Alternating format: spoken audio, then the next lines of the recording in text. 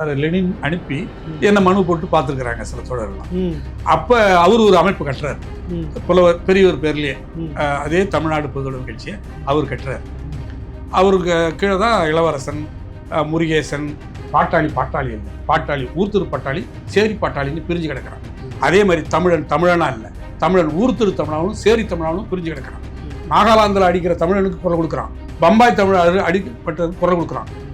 ஏன் குறிஞ்சாங்குளத்தில் எடுத்துக்கோங்க, வைகோவுடைய சொந்த ஊர் அந்த பகுதி. அவர் ஒரு தமிழ் தேசிய தமிழ்னு பேசுறவர். அவர் சொந்த ஊர்ல 3 பேர்த்த படுகொலை பண்ணான். இது வரைக்கும் அவர் என்ன 4 பேர் அந்த கோயில் பிரச்சனையில். அப்ப இப்படிப்பட்ட தமிழ் தேசியம் பேசுறவங்க நான் குறிஞ்சாங்குளம் காந்தாரி அம்மன் கோயில் பிரச்சனை. அப்ப இந்த தமிழ் தேசியம் பேசுறவங்கள நான் வெறுமனை ஏற்க முடியாது. அரசியல் பாதை வெகுஜன நான் 3ஆ பிரிக்கிறேன். அவர் பெரியவர்கிட்ட இருந்த அனுபவம் இருக்குல்ல எனக்கு. அப்போ படை, ஸ்தாபனம், கட்சி, இது 3 வேணும்.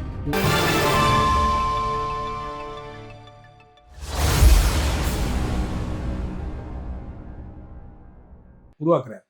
வெளியில வந்தப்ப 2-3 விஷயங்கள் என்னன்னா, தமிழரசனுடைய பெரியவருடைய அந்த கோட்பாட்டை எப்படி கொண்டுட்டு போறது. ஏன்னா அவர் பேர் சொன்னாவே பிரச்சனை இருக்கு. 2வது நாம் அதுல தூக்கு தண்டனை போய் வெளியில வந்த ஒருத்தர். அப்ப காவல்துறையில பார்வை எப்படி நம்ம பேர்ல இருக்கும். அப்ப நேரடியா நான் அந்த பார்வை எப்படி சொல்ல முடியாது.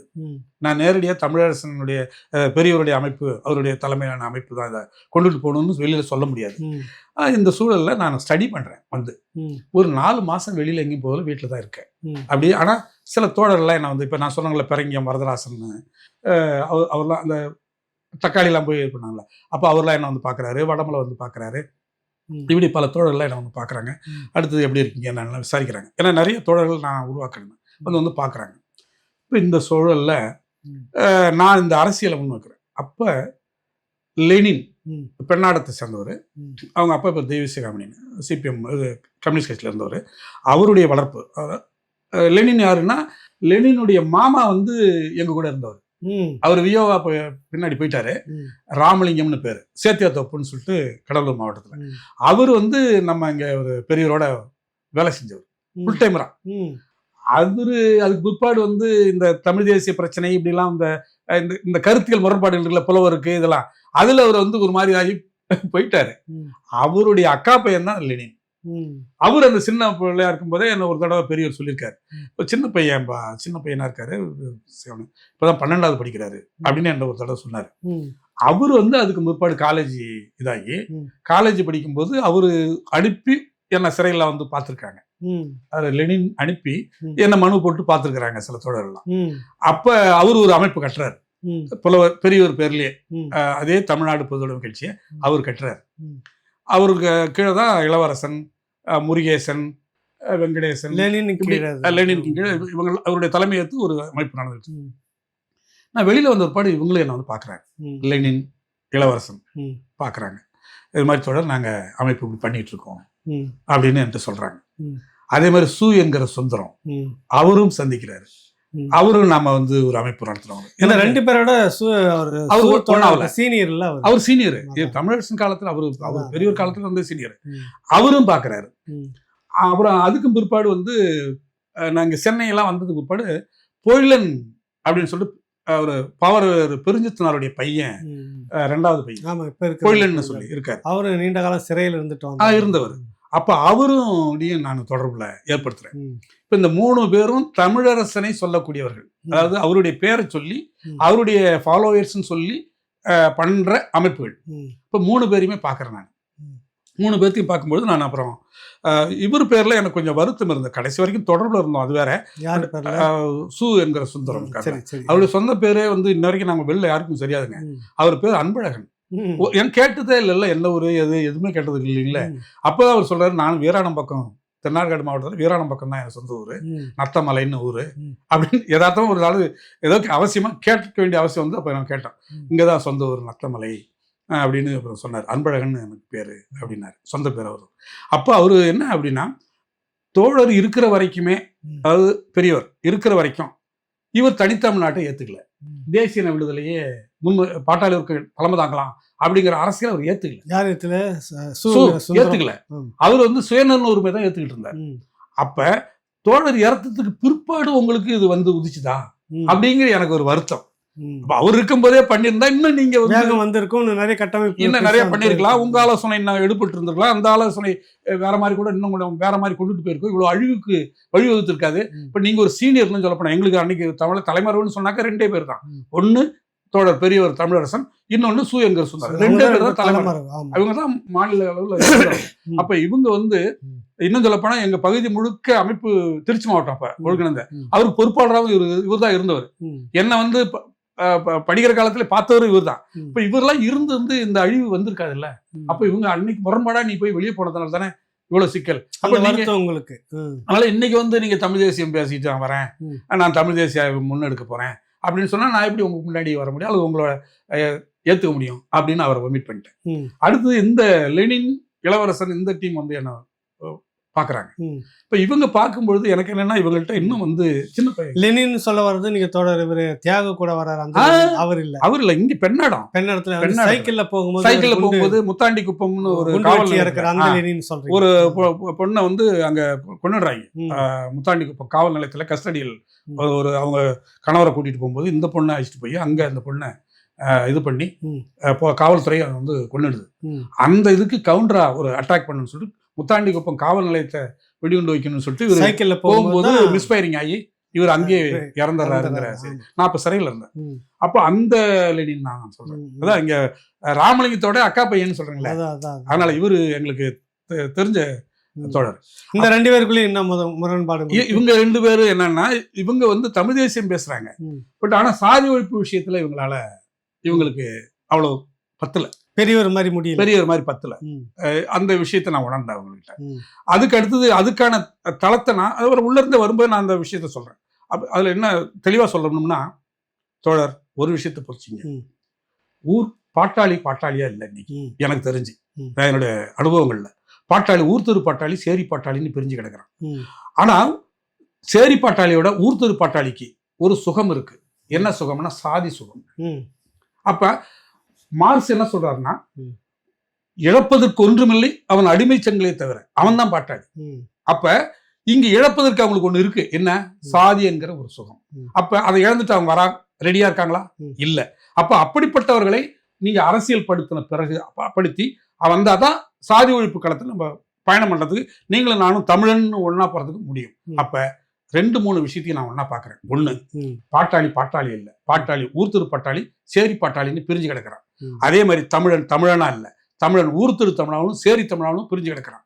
நாகாலாந்தில் அடிக்கிற தமிழனுக்கு குரல் கொடுக்குறான், பம்பாய் தமிழர் அடிக்கப்பட்ட குரல் கொடுக்குறான், ஈழத்தமிழர்களுக்கு குரல் கொடுக்குறான். ஆனா சொந்த ஊர்ல சேரி தமிழன் படுகொலை செய்யப்படும் போதும் அவன் குடிசை கொளுத்தப்படும் போதும் எந்த தமிழனும் குரல் கொடுக்க மாட்டேங்கிறான். அதுக்கு என்ன காரணம்? எந்த தமிழனாவது ஏன் குறிஞ்சாங்குளத்துல எடுத்துக்கோங்க, வைகோவுடைய சொந்த ஊர் அந்த பகுதி. அவர் ஒரு தமிழ் தேசிய தமிழ்னு பேசுறவர். அவர் சொந்த ஊர்ல 3 பேர்த்த படுகொலை பண்ணான். இது வரைக்கும் அவர் என்ன 4 பேர் நினைக்கிறேன் அந்த கோயில் பிரச்சனையில. அப்ப இப்படிப்பட்ட தமிழ் தேசியம் பேசுறவங்க நான் குறிஞ்சாங்குளம் காந்தாரியம்மன் கோயில் பிரச்சனை. அப்ப இந்த தமிழ் தேசியம் பேசுறவங்கள நான் வெறுமனை ஏத்துக்க முடியாது. எனக்கு அனுபவம் கிடைச்சிருச்சு. நான் உள்ள சிறையில இருந்து பார்த்துட்டேன். அதனால சாதி ஒழிப்புடன் கூடிய தமிழ் தேசிய விடுதலைன்னா பேசும். பெரியவர் முன் வச்சது அதுதான். அவர் சொன்னதுதான் நான் எடுப்பேன். அந்த ஏன்னா அவர்தான் கலிங்கராணி பிரச்சனை அவர் எடுத்தப்ப எவ்வளவு பிரச்சனை அவர் எதிர்கொண்டாருங்கிறது எனக்கு தெரியும். இந்த சாதி ஒழிப்பு மாநாடு இன்னைக்கு நம்ம வெளில டக்குன்னு சொல்லிட முடிஞ்சது.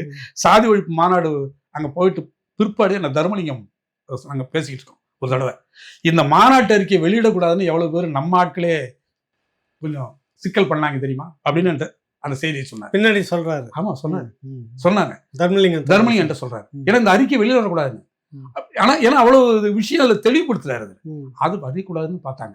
அப்ப அந்த மாதிரி நமக்குள்ளே இன்னும் புரிதல் இல்லாம இருந்தாங்க. அந்த புரிதல் தான் உங்ககிட்ட இருக்குன்னு என்னன்னா, சாதி ஒழிப்போட நீங்க தமிழ் தேசிய விடுதலை, அதுக்கடுத்து இந்த 2வது நடவடிக்கைகளுக்கு முக்கியத்துவம் கொடுத்தாங்க. உடனடியா அங்க போய் உடனே ஏதாவது கொண்டு வைக்கணும், இங்க இந்த சம்பவத்தை உடனே செய்யணும் அப்படின்னு மட்டும் அவங்க வந்து பார்த்துக்கிட்டு இருந்தாங்க. அதுலயும் இப்போ நான் வந்து மறுக்கிறேன். ஏன்னா ஒரு வெகுஜன அடித்தளம் இல்லாத, ஏன்னா அனுபவம் இருக்கு பாருங்க, இவ்வளவு பெரிய மிகப்பெரிய போராளி இழந்துட்டு நிக்கிறோம். இல்ல இவர பெரியவரை இழந்துட்டு நிக்கிறோம். இந்த சூழ்நிலையில நீங்க அவசரப்பட்டு என்ன ஆக போகுது? இந்த மாதிரி கொண்டுட்டு போக கூடாத விஷயம். ஆமா, தனி மனிதர் இதுவா இல்லாம மக்கள் இயக்கமா கொண்டுட்டு மக்கள். அப்ப வெகுஜன மக்கள் வேணும். அப்ப வெகுஜன மக்கள் நீங்க திரட்டணும்னா பட்டியல் சமுதாயத்தை சாதி ரீதியாக தான் தட்ட முடியும். அவங்கள ஏன்னா அவன் சாதியா வரல, சாதி ஒடுக்குமுறை எதுக்குறவனா வரான். அப்ப அங்கிருந்து நீங்க துவக்கணும். அந்த பாட்டாளருக்கு அங்கிருந்து அவனை உணர்ச்சி விட்டு கொண்டு வந்து அவனை எழுக்கணும். அதுல இருந்து இவங்க பேசுவது நியாயம்னு சொல்லி வரக்கூடிய மற்ற சமுதாயத்துக்களை இணைச்சுதான் தமிழ் தேசிய விடுதலையை நம்ம கேட்கறது நல்லா இருக்கும் அப்படின்னு நான் முன் வைக்கிறேன். அவங்களுக்குள்ள ஏதோ தோழர் உள்ள போயிட்டு வந்த பாடு கொஞ்சம் பயந்துட்டாராட்டுருக்குது அப்படின்னு நினைச்சுக்கிட்டு அவங்க அப்படி கொஞ்சம் இது பண்ணிடுறாங்க. அதுக்கு பிற்பாடு வந்து மூணாவதா பொழிலன் பேசுறீங்க. அங்க என்னன்னா பொழிலன் அங்க வந்து அறிமுகமாகறேன். அப்புறம் அவர் வந்து அவர் அப்ப வந்து சிறைக்கு போறதுக்கு முன்னாடி போயிட்டு வந்துட்டாரு. அவரும் வெளியே வந்துட்டாரு. அவங்க எப்படின்னா இந்த 88 வந்து எங்களுக்கு தூக்கு தண்டனை கொடுத்தாங்கல்ல, தூக்கு தண்டனை கொடுத்த 4வது நாள் தான் இவங்க இந்த வெடிகுண்டு சம்பவம் பண்றாங்க வெளியில இருந்து.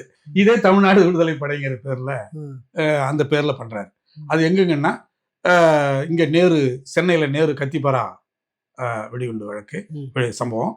அடுத்தது கொடைக்கானல் டவர், டிவி டவர்.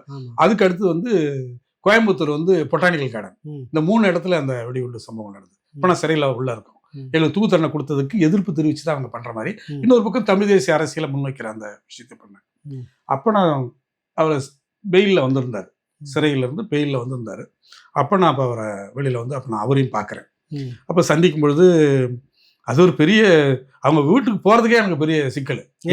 என்னன்னா அவர் ஐயா பாவரலர் இருக்காங்கல்ல, அவரு என்ன வரக்கூடாதுன்னு.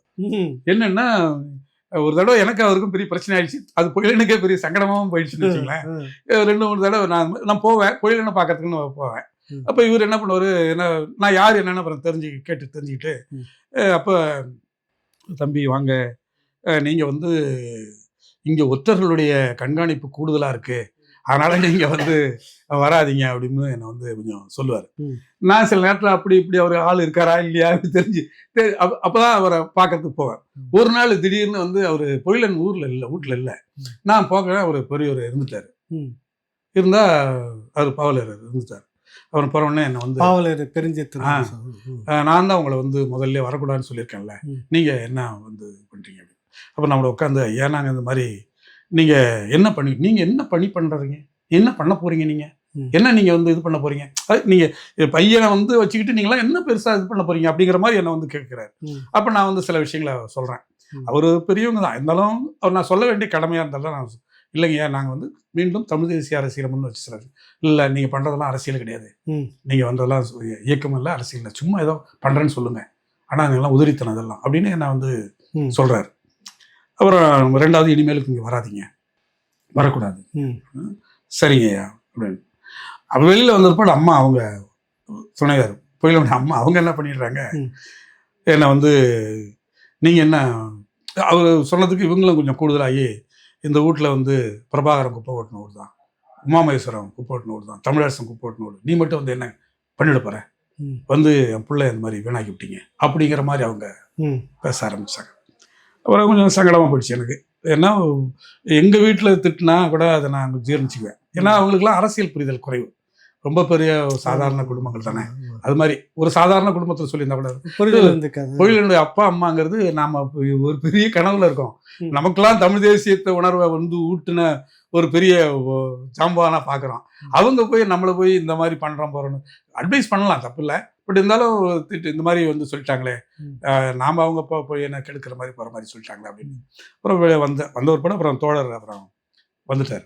அப்புறம் அதுக்கு படம் வெள்ளாயிச்சிட்டு வந்து அப்புறம் தனியாக பேசிட்டு இந்த மாதிரி ஆகிப்போச்சு அப்படின்னு. அப்போ ஒரு இது வந்து அந்த நடந்த சம்பவம். ஆனால் அதுக்கு முன்னாடியே நான் அவரோட தொடர்பு இருக்கேன். அப்புறம் நாங்கள் 2 பேரும் அப்புறம் அடிக்கடி அவங்க வீட்டில் அப்புறம் சந்திக்கிறது இல்லை. அப்புறம் அவங்க அக்கா வீடு அப்புறம் வேலை எங்கேயாவது வர வச்சு வேற இடங்கள்ல அப்புறம் சந்திப்போம். அப்போ அவர்கிட்ட இந்த அதாவது அன்னைக்கு அந்த வார்த்தையை சொல்கிறோம்னு, தலித்துங்கிற வார்த்தையை நான் பயன்படுத்தக்கூடாதுன்னு நினைப்பேன். இருந்தாலும் இந்த செய்திக்காக நான் சொல்கிறேன். இப்போ தலித் தலைமை அப்படிங்கிற விஷயத்தை நம்ம முன்வைக்கணும் அப்படின்னு நாங்கள் விவாதிக்கிறோம். நாம் வந்து இன்னைக்கு வந்து தலித் தலைமையில தான் மற்றவங்க வரணும்.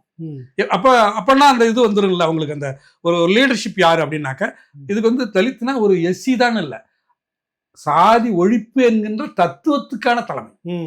அதாவது சாதி ஒழிப்பு தமிழ் தேசியம் இது 2க்கும் மனதான் தத்துவம், அதுதான் தலைமை தாங்க முடியும்.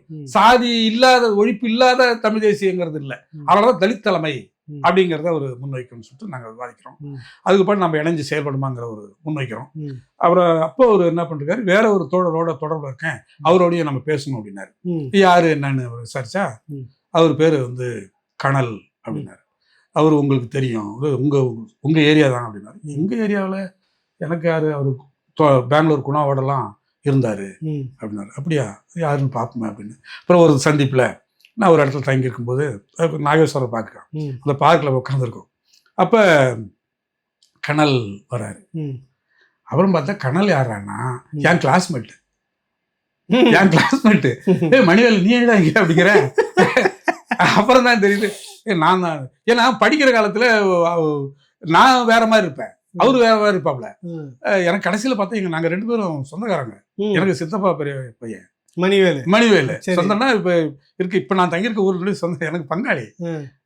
நீ எப்பட அப்படின்னா, ஆமா நான் அதுக்கு உட்பட நீ இதானு நான் அதுக்கு உட்பட பெங்களூர் குணாவோட நல்லா தொடர்பு இருந்து நான் அவருடைய ஆய்வாரங்கள்லாம் போய் அங்கே தங்கியிருந்து நான் நிறைய அரசியல் தெரிஞ்சுக்கிட்டு அப்புறம் அதோட இவங்களோடலாம் நான் இப்போ அலைன் ஆகி பொழிலன் கூட இப்போ தொடர்பாகி இப்போ நான் அவங்களோட செஞ்சுக்கிட்டு தொடர்பில் இருக்கேன் அப்படின்னு. இப்போ அப்படியா, சரி சொல்லிட்டு அப்புறம் உட்காந்து பேசி நாங்கள் 3 பேரும் அடுத்த கட்டத்துக்கு பேசணும்.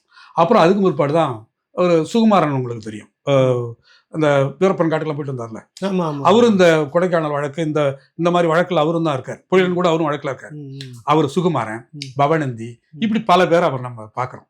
எல்லாரும் சேர்ந்து ஒன்னாவது அப்படின்னு முடிவெடுத்துதான் மீண்டும் தமிழ்நாடு பொதுவுடைமை கட்சி கட்டுறது அப்படின்னு முடிவெடுக்கிறோம். அப்ப இவங்களோட 2 இவர் கூட செட் ஆயிருக்கு, இவரோட நாங்க ஒத்து போயிட்டு விவாதம் பண்ணி ஓகே ஆயிட்டார். ஏன்னா இவர் அந்த தலித் லீடர்ஷிப் ஏத்துக்கிறார், சாதி ஒழிப்பு அரசியலை ஏத்துக்கிறாரு. அப்படிங்கிற அடிப்படையில் நாங்க எல்லாம் ஒன்னா சேர்ந்து இயங்குறோம். அப்ப அப்படி பண்ணும்பொழுது எங்களுக்குள்ளே நிறைய விவாதங்கள், நிறைய அங்கங்க கூட்டங்கள். அப்போ தமிழக தவோவி அப்படின்னு ஒரு தமிழக ஒடுக்கப்பட்டோர் விடுதலை இயக்கம், அதுக்கு முன்ன பாத்தீங்கன்னாக்கா ஒடுக்கப்பட்ட மக்கள் விடுதலை முன்னணி அப்படிங்கறத நான் முதல்ல ஸ்டார்ட் பண்றோம். அதுக்கு நான் தான் பொறுப்பாளராக இருக்கேன். அதுக்கு பிற்பாடு என்ன பண்றோம், வெளியில வந்த பிறகு இதெல்லாம் நடக்குது. ஆமா வெளியில வந்து அரசியல் பாதை, அரசியல் பாதை. வெகுஜன 3ஆ பிரிக்கிறேன். பெரியவர்கிட்ட இருந்த அனுபவம் இருக்குல்ல எனக்கு. அப்போ படை, ஸ்தாபனம், கட்சி, இது 3 வேணும். கட்சிங்கிறது வெளில தெரியாது, அது யார் இருக்காங்கிறதும் தெரியாது. ஸ்தாபனம்ங்கிறது வெகுஜன அமைப்பு, அது வெளில தெரியலாம். அது கூட்டம் போடும், மாநாடு போடும், மக்களை ஆர்கனைஸ் பண்ணும், மக்களோட பிரச்சனைக்கு தலைமை தாங்கும். இது ஸ்குவாடு, அதான் கொரில்லா அமைப்புகள், அதான் படைங்கிறது, அது கொரில்லா அமைப்பு. அது தேவை. அது எதுக்குன்னா சில நடவடிக்கைகளுக்கு. அப்ப இந்த 3 பார்வை நமக்கு இருக்கணும் முதல்ல அப்படிங்கறத நாங்க விவாதிக்கிறோம். அந்த அடிப்படையிலேயே அமைப்பு துவக்கிறதுன்னு முடிவெடுத்துரும். இதெல்லாம் நான் எங்கன்னா ஊர்ல இருந்து இங்க வந்துடுறேன், இங்க சென்னைக்கு வந்துடுறேன். சென்னையில 4 மாசம் சும்மா இருந்தேன்னு சொன்னாங்க. அதுக்கு பிற்பாடு சென்னையில ஒரு நண்பருடைய கடையை எங்க எடுத்து நடத்துறது அப்படின்னு சொல்லி டீ கடை இங்க வந்து தண்டையார்பேட்டையில மார்க்கெட் ஏரியால ஒரு டீ கடை நடத்திக்கிட்டு அங்கே என் தம்பி எல்லாம் வச்சுக்கிட்டு நான் என்ன பண்ணுவேன், டெய்லி எங்கேயாவது வந்து ஒரு சந்திப்பு. அப்பதான் வந்து இவர் எனக்கு நிறைய உதவியா இருந்தாரு. டிஎஸ்எஸ் மணி, இவர் தமிழ் தேசியம் பேசுற ஆளுதான், இவரு இந்த மாதிரி பேசுவாரு. அவர் சில கான்டாக்ட்லாம் எனக்கு கொடுப்பாரு. இப்போ அந்த அடிப்படையில் சில பேரெல்லாம் நான் போய் பார்த்து பேசுவேன். அப்புறம் பொழிலன் மூலமாகவும் சில அவங்க யாரெல்லாம் பார்த்து பேசலாம் அப்படிங்கிறது. இப்போ அப்பதான் எனக்கு வந்து உங்களுக்கு நெடுமாறன் அமைப்பு சேர்ந்தவங்க, நெடுமாறன் ஐயாவும் போய் பார்க்குறேன். சரஸ்வதி ராஜேந்திரன் இருக்காங்க, விடுதலை ராஜேந்திரன் அவங்க ஒய்ஃப் இருக்காங்கல்ல, அவங்களோடலாம் வீட்டுக்கெல்லாம் போவேன் நான். அதே மாதிரி இவரு பேர் என்ன, நம்ம சுபவி வீரபாண்டியன், சுபவி வீட்டுக்கலாம் அப்பெல்லாம் அவர் தீவிர தமிழ் தேசியம். ஆமா, தமிழ் தேசியம் இல்லையா. அப்ப யாரையும் விடுறது இல்ல, தமிழ் தேசியம் ஒரு மாதிரி இருக்கிறவங்க எல்லாரையும் உள்ள. அப்ப அவர் வீட்டுக்கெல்லாம் நான் போவேன். போயிட்டு அவரு என்கிட்ட வந்து சிறை வாழ்க்கையை பத்தி, அதனாலதான் அவர் பகத்சிங் பத்தி ஒரு புத்தகம் கூட போட்டு வருவாங்க. அப்ப அந்த கஸ்டடியல் டெத்து எல்லாம் என்கிட்ட கேட்டாரு, எல்லாம் எப்படி நடக்கும் போகும்னா ஒரு தடவை நான் என்கிட்ட கேட்டிருக்காரு. அப்ப அவரு இது மாதிரி அந்த தமிழ் தேசிய அமைப்பு சேர்ந்தவங்க இவங்களோடலாம் நான் வந்து ஒரு தடவை தொடர்புகள் நிறைய வருது. இதெல்லாம் நான் இங்க டீ கடை நடத்திக்கிட்டு ஒரு கட்டத்துல பொழில் என்ன சொல்லிட்டா, தொடர் நீங்க உங்க பேரை வெளில சொல்ல வேணாம். ஏன்னா என்ன காரணம்னா சில புது நண்பர்கள், புதிய தோழர்கள் வராங்கன்னா, பெரியவர் கூட இருந்த ஒரு தமிழர் பெரியவர் கூட இருந்த தடா இல்ல, அப்ப தடா இல்ல, இவர்தான் பெரியசாமின்னு சொன்னா, ஓ ஒரு பெரியவர் அப்பனா நமக்கு எதிர்த்த கேள்வி கேட்க மாட்டாங்க. இப்ப அந்த ஒரு இது வந்துடும், உங்களை ஒரு மாதிரி பார்க்க ஆரம்பிச்சுவாங்க. அப்போ அது விவாதத்துக்கு வழிவகுக்காது போயிடும். அது மாதிரி வேண்டாம். அதனால பெரிய பேரை வேலை சொல்கிறேன். அப்புறம் எனக்கு வண்ணை பாலன்னே பேர் வச்சுக்கிறேன். வண்ணார்பேட்டையில் தங்கியிருந்தேன். அதனால பாலன் அப்படின்னு நான் பேர் அப்போ சொல்லிக்கிறது. அப்போ அந்த மாதிரி தான் இங்கே ஒரு பயணம் பண்ணும். அப்போ இந்த மாதிரி விவாதங்கள் ஒரு அமைப்பு அப்படின்னு ஒரு முடிவெடுத்து அப்போ ஒடுக்கப்பட்ட மக்கள் விடுதலை முன்னணி, அதே மாதிரி புரட்சிகளை தமிழ்நாடு புரட்சிகளை இளைஞர் பேரவை, தமிழ்நாடு புரட்சிகர மாணவர் பேரவை அப்படிங்கிறது வெகுஜன அமைப்பாகவும், தமிழ்நாடு பொதுவுடைமை கட்சிங்கிறது கட்சியாகவும், தமிழ்நாடு விடுதலை படைங்கிறது படைன்னு ஒன்று தேவை, அதுக்கான புரிதல் இருக்கணும் நமக்கு, இப்படின்னு பயணம் பண்ணணும் முடிவெடுக்கிறோம். அப்போதான் தோழர் திருமா வந்து என்னை பார்க்குறாரு. பார்த்து தோழர் இந்த மாதிரி நான் உங்களை பார்க்க முடியல, உங்களை பார்த்தாவே போலீஸ் பிடிக்கும்னு சொன்னாங்க, பெரிய சிக்கல் அப்படின்னு சொல்லிட்டு ரொம்ப பயமுறுத்தினாங்க. வேற அவனே போக முடியாது, அவரெல்லாம் பார்த்தா வம்பியா அப்படின்னு சொன்னாங்க. அதனால பார்க்க முடியல, கோச்சிக்காதீங்க அப்படின்னு சொல்லிட்டு என்னை சந்திக்கிறார். வீட்டில் வந்து சந்திச்சு எல்லாம் நல்லா விசாரிச்சுட்டு அப்போ அவர் என்ன சொல்றாரு, நான் வந்து இங்கே லா காலேஜ் படிச்சுட்டு இருந்தேன். இறுதி ஆண்டு முடிக்கிறதுக்கு முன்னாடியே நான் பிஎஸ்சி கெமிஸ்ட்ரி படிச்சிருந்தேன். அதுக்கு எனக்கு வந்து இது கிடைச்சது, வேலை கிடைச்சது. ஏன்னா ஃபேரன்சிக் டிபார்ட்மெண்ட்ல, அதனால தடயவியல் துறையில். அதனால் நான் வந்து வேலைக்கு போய் ஜாயின் பண்ணிட்டேன். அதுக்கு பிற்பாடு இப்போ அங்கே தான் இருக்கேன், அந்த வேலையில் தான் இருக்கேன். முதல்ல எனக்கு வந்து இது போட்டாங்க மதுரை, அதுபோல் கோயம்புத்தூர் தான். இப்போ நான் கோயம்புத்தூரில் இருந்துக்கிட்டு இங்கே மதுரைக்கும் வந்துட்டு போயிட்டு இருக்கேன். ஆனால் மதுரையில் இருக்கிறதால மதுரையில் தான் எனக்கு பேஸாக இப்போ நான் இருக்கேன், வேலை செஞ்சுட்டு இருக்கேன்.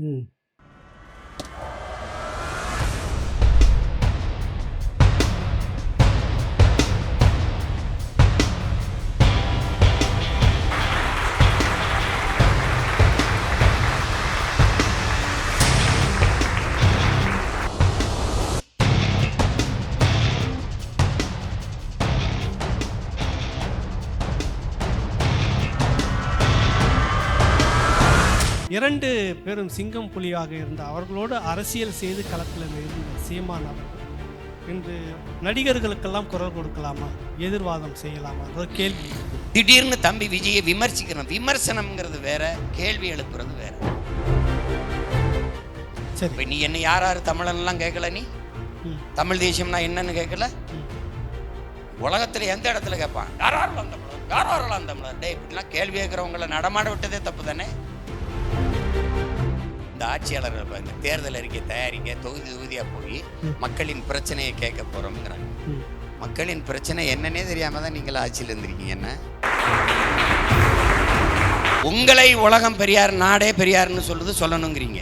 நீங்க ஐயா ராஜாஜியே பெரியார், அவர் பெரியார்னு எழுதினீங்களா இல்லையா? எழுதணும். இப்ப நீங்க பிராமணரை பெரியாருன்றீங்க, இப்ப நாங்க அவரை பெரியாருன்னு சொல்றதா உங்களை சொல்றதா? கொள்கை வேறு, நட்பு வேறு, இதுல தானே நாங்களும் சொல்றோம்.